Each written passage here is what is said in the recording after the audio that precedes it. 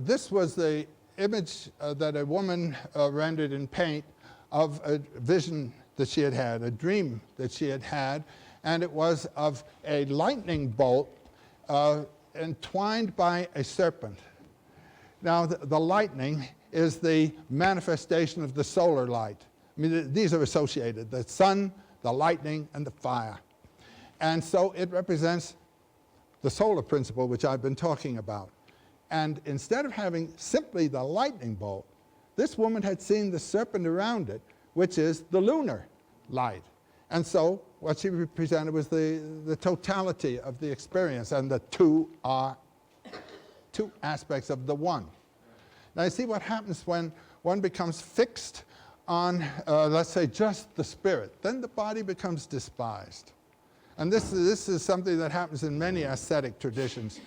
When you read some of the ascetic meditations, for instance, in early Hinduism, it's terribly repulsive, seeing the body only as a sink of filth and error and everything like that. I'm told that one great saint, Vivekananda, when he was about to die, said, "I spit out the body." And this is negative toward it. And on the other hand, one can think the spiritual, oh, that's all a lot of hot air, you know, and everything is then interpreted in material terms. These are two pairs of opposites. The middle way is that of the moon, which is earthly reflecting light. And that's what we are, too. We're earthly reflecting light.